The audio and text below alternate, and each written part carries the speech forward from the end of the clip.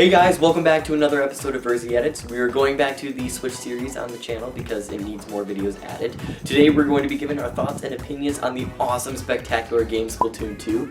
Today I am joined by the greatest friend of all time and also Splatoon enthusiast, Jacob Muller. Yep, I showed up on his doorstep and he's like, hey, you want to review Splatoon?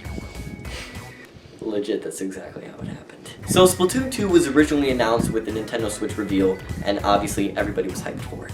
And we were kind of disappointed to hear that it was like a July release, but we were willing to wait. At least I was. You were... Yeah, I was dying. So most of the modes traveled from the first game to the second, and we're really just looking to see, are there really any major improvements? And it's pretty safe to say there are. Yep, I would agree. You know, obviously there were new stages added that are really awesome, like Starfish Main Stage and Inkblot Art Academy. I love those to death. And one of my favorites, Moray Towers, returned. Yeah, Moray Tower. That was... I never played in the original Splatoon, and he said he was boss at it, and he still is in the second game. But you shouldn't. Ranked battles and league battles return, which I can't really say much about it because they played in the same way. So the exact same modes and everything. Really fun. My personal favorite out of all of them is tower control because it's just so fun taking the tower away from your opposing team and trying to get to the end goal. Yeah, well, my favorite would probably be Rainmaker, just because when you get that and place it up on a pedestal, it's pretty satisfying. I know, yeah, and then you see Judd or Little Judd just say, knockout. Okay, I think we should just talk about the best mode in the game, by far, has to be Salmon Run. Turf War.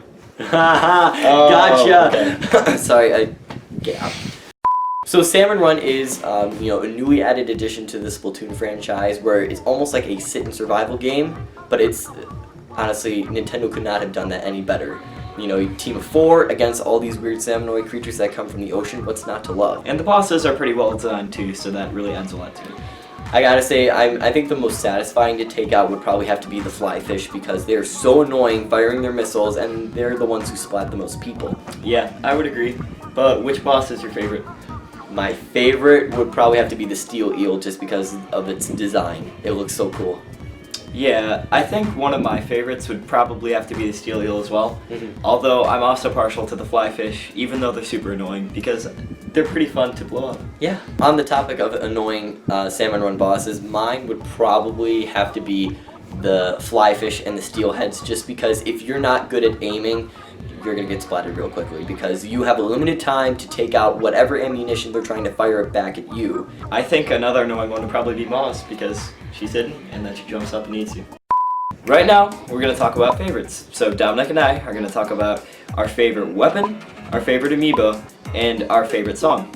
So do you want to start that? Yeah. Alright, so we're going to start with weapons. Like I said before, my favorite weapon is the dually squelchers. I'm a big fan of dually weapons, and, picture the huge jet squelcher in the game, but split up into 2 pistols. I thought that was really awesome.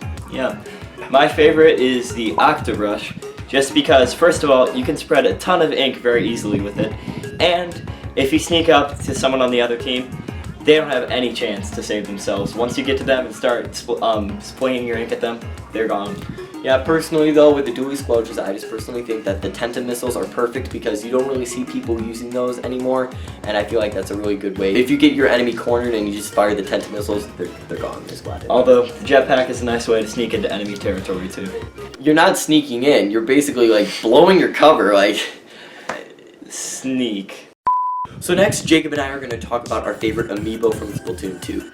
Now, Nintendo released the Inkling Boy, Girl, and Squid from the original game, and they also added the Inkling Boy, Girl, and Squid to the sequel. Well, in lieu of us doing the favorite amiibo part, I would probably have to say that my favorite is the Inkling Boy from Splatoon 2. Now, it's a pretty cool amiibo. I'm not sure if it honestly looks the best on shelf, but it's my favorite because it gives you a pretty cool suit in game, which is the Squinter suit. My favorite amiibo from the entire... I don't really have a favorite amiibo from Splatoon 2. I'm still partial to the green Inkling Girl variant from the original Splatoon, mainly because she really gives me awesome prizes in Splatoon 2, and also she's my favorite color, which is green. You even get a hair clip from her, how cute. Yeah, I know, an awesome hair clip. Yeah, I just think the molded detail on the Inkling Girl is really just fabulous, and I really like the weapon that she's holding right here.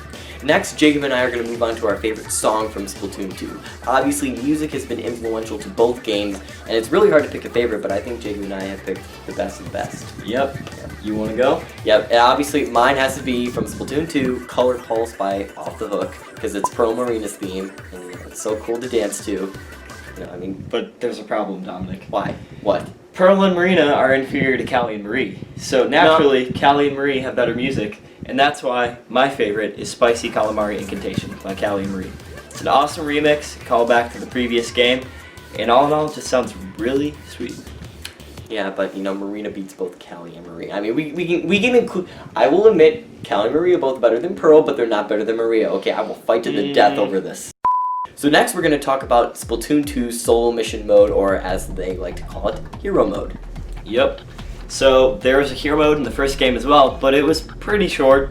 It was good, but it wasn't that long, so luckily they've expanded upon that in the second game. Since I did not play the original Splatoon, I didn't beat the hero mode in that game, and I still haven't beat the hero mode in Splatoon 2, but Jacob has beat both, so he's the experienced player when it comes to that. So would you like to say, is there any difference with like the levels or the level mechanics? Well, you can just tell that they put a lot more time into it. They've added a lot of special mechanics, and they've really made the levels an enjoyable experience, especially collecting all the sunken scrolls. So the completionist in me is about to come out because in each level there's a hidden sunken scroll and a sardinium. So those are nice things that you can collect, and the sunken scroll gives you a little piece of history about Splatoon, which are very interesting to read, and sardinium you can use to make your weapons more powerful. Who doesn't like that? No. Side note, you no longer have to listen to Sheldon's babble about each weapon and each upgrade to the weapon. You can just skip it with the A button. See, us fans that have been here from the start had to endure it for the whole first Splatoon. And see, I just come into Splatoon 2 and I don't have to endure none of that. You don't have to endure proper grammar either, apparently. I'm gonna keep dancing.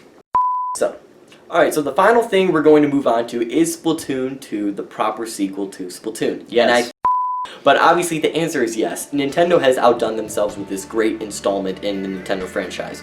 So Splatoon 2 has everything from the original Splatoon, meaning if you missed out on all the awesome game modes on the Wii U version, you can now play all that on the Nintendo Switch. Plus, you also get Salmon Run. Yeah, and while most of us like to pretend that the Wii U didn't exist, it did have Splatoon 1, and that means that we get a nice sequel on the Switch. Yeah. And one of the advantages is you can take it anywhere. So it's overall a lot better than the first one, in my opinion, and the addition of new modes makes it pretty darn great. Anyways, guys, this wraps up the opinionated discussion on Splatoon 2. I give it a solid 10 out of 10. Greatest Nintendo game ever. Not ever, Dominic. Don't forget about Zelda. Yeah, see, Jacob can't get off my case for the fact that I don't have Breath of the Wild for the Nintendo Switch. The only Nintendo Switch owner that doesn't. Anyways, guys, if you enjoyed this discussion, hit that like button and subscribe to Verzi Editz for more videos exactly like these. They're going to be coming in the future when, you know, I'm going to make my Mario Kart 8 Deluxe discussion, and I'm also going to make Super Mario Odyssey when it comes out. Yep, can't wait for that. Yep. And just remember, Pearl and Marina are fine and all, but stay Stay fresh. fresh.